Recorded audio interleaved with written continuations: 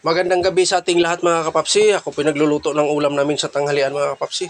May mga upload na rin akong ganito mga kapapsi. Pero iba-iba lang yung proseso sa pagluto. Adobong manok mga kapapsi. Bumili lang ako ng halagang 200 sa palengke. Ulam lang sa hapunan. At saka kakain ako diretso mga kapapsi. Hindi ko na pinapakita sa inyo pagluto dahil alam naman yun, napaka-basic lang proseso niyan. Basta adobo. Yan, pakpak. Kung lang ng halagang 200 na pakpak yan. Pinatong ko na agad sa kanin ko mga kapapsi dahil magkakamay po ako pag ako kakain. So, haluan lang din natin siya ng okra. Ayan, oh. May nilaga din akong okra at saka may kamatis din.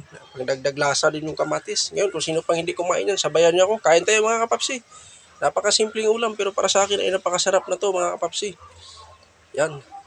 Talagang medyo alanganin na rin uwi natin. Medyo pinawisan na tayo dahil gutom na.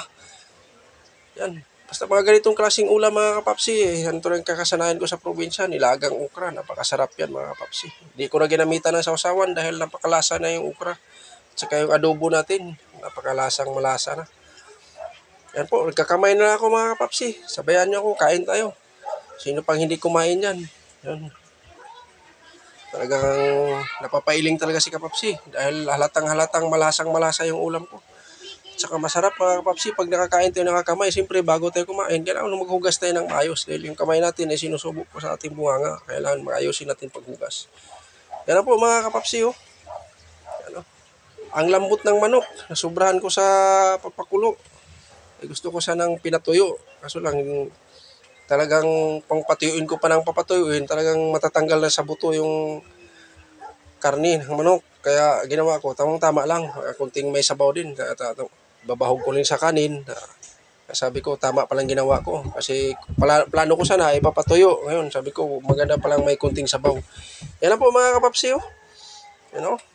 Sino pang hindi kumain yan, sabayan niyo ako mga kapapsi. Yan o. Kamatis. Sarap yung kamatis mga kapapsi. Lalo na pag katamtaman lang yung hinog niya. Talagang malutong talaga pag kinakagat mo. Yan o. Pasensyanan nyo si kapapsi, medyo malaki ang subo na dahil medyo gutom na rin. Kauwi ko lang mga kapapsi, binilisan ko lang sa pagluto para lang may ulam at saka yung tira pang baon natin kinabukasan mga kapapsi. Yan na po, update ko lang sa inyo yan mga kapapsi. Sino pang hindi kumain yan, sabayan niyo ako, kain tayo. Yan, masarap kumain pag nakakamay mga kapapsi, lalo na yung okra. Talagang malasang malasa talaga. Hanggang hindi nagpapalata si kapapsi na pinawisan ako. Tumatagaktak na yung pawis mga kapapsi.